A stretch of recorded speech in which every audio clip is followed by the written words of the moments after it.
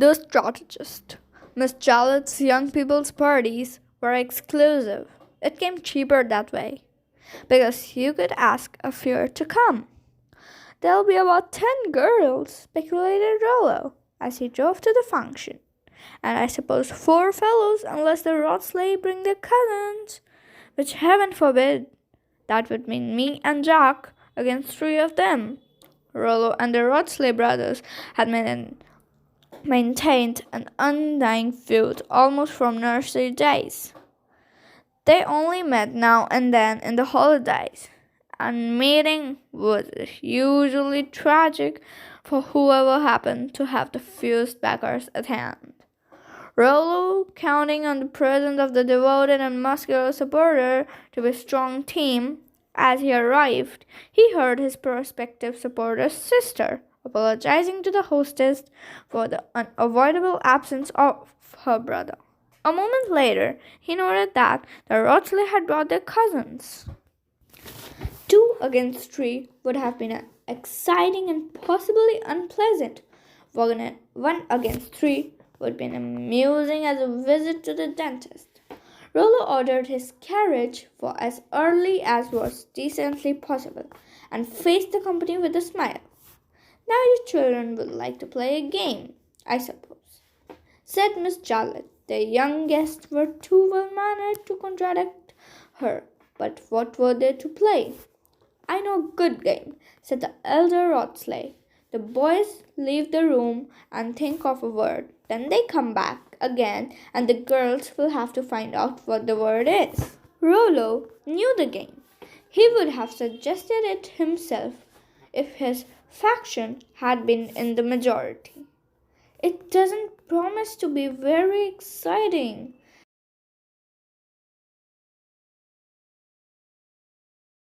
filed out of the room.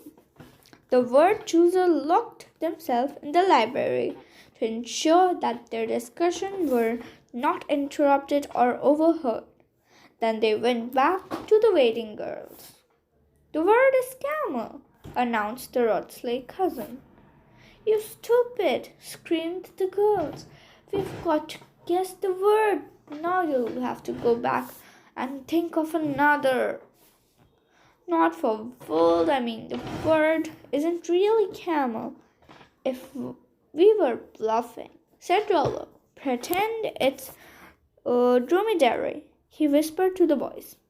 I heard them say dromedary. I heard them. I don't care what you say.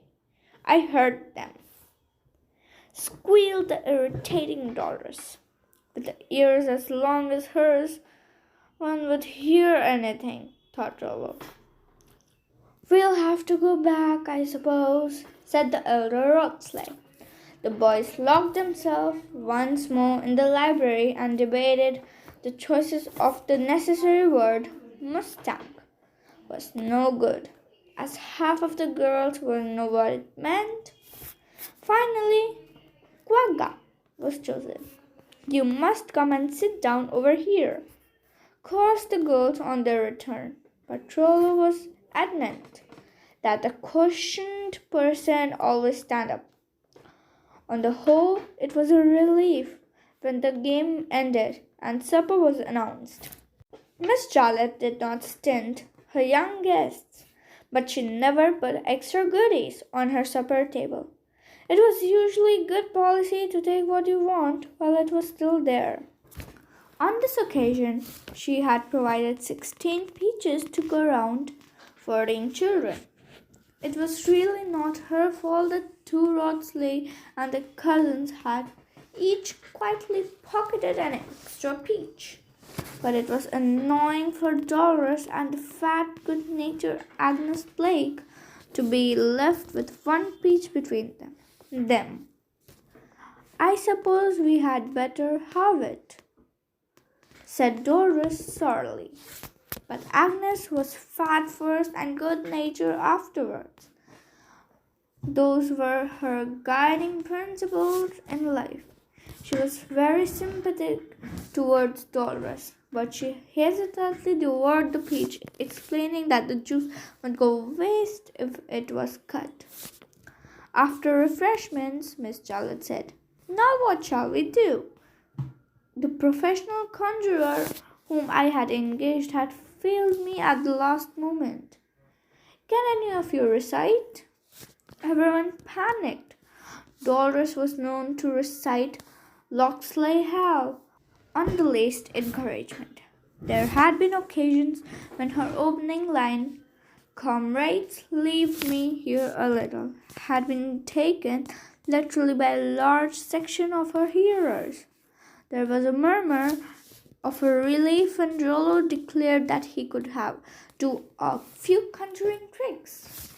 "You have seen conjurers take coins and cards out of people," he announced. "Well, I'm going to take something more interesting out of some of you. Mice, for instance?" "Not mice!"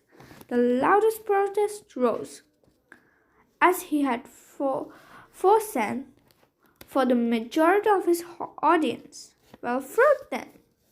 The suggestion was approved. Agnes positively beamed.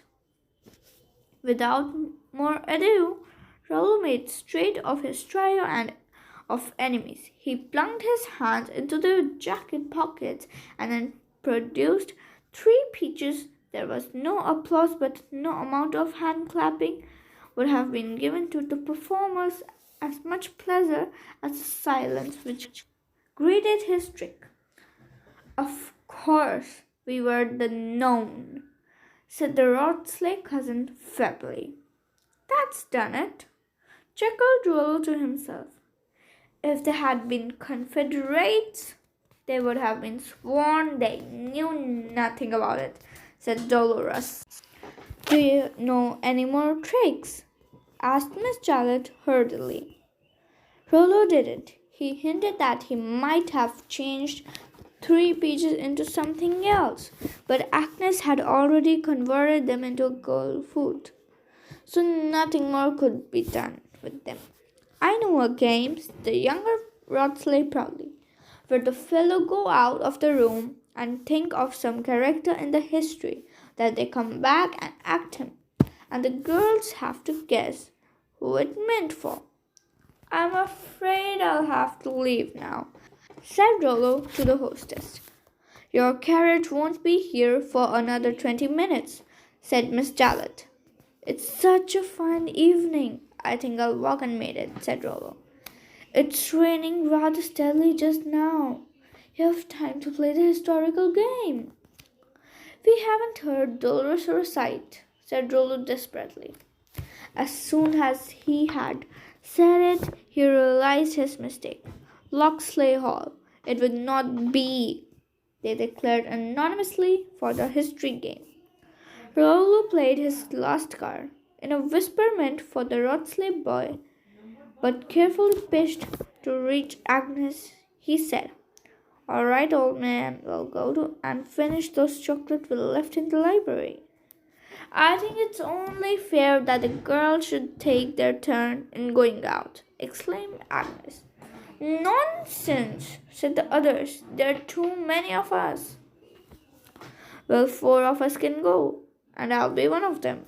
Agnes darted off towards the library, followed by 3 less eager girls. Rollo sank into the chair, winked and smiled so faintly that the Rotsley. From the library came the sounds of moving furniture.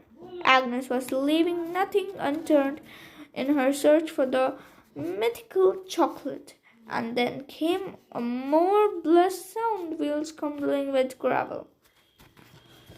"It has been a most enjoyable evening.